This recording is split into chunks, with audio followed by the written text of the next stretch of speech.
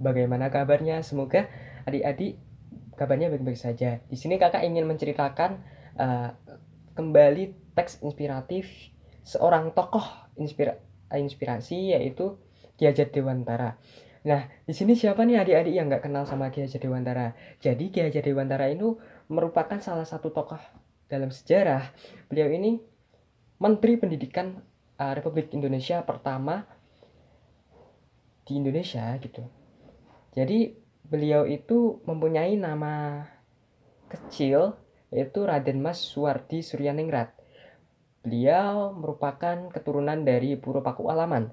Beliau lahir di tanggal 2 Mei 1889 dengan nama ayah yaitu Pangeran Arya Suryaningrat dan Ibu Sandiah.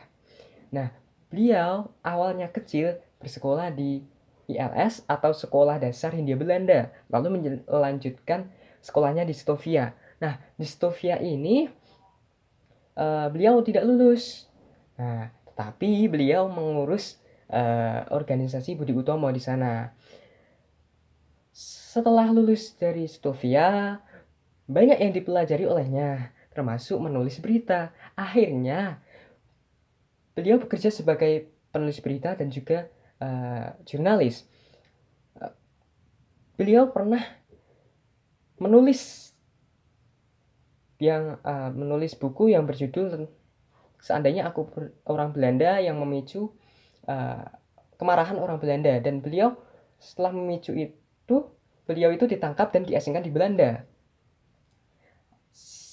Di sana juga beliau itu nggak cuman apa ya, nggak cuman gabut doang, tapi ya beliau itu idealis. Beliau membentuk perhimpunan Hindia yang beranggotakan orang-orang Indonesia yang ada di sana. Nah, setelah beliau itu kembali ke Indonesia, beliau mendirikan sekolah. Nah, sekolahnya itu untuk orang-orang pribumi yang tidak mempunyai biaya untuk bersekolah. Jadi, beliau itu mempunyai cita-cita memajukan Indonesia ke kancah internasional dan untuk memajukan pendidikan Indonesia dengan setara dengan orang Belanda.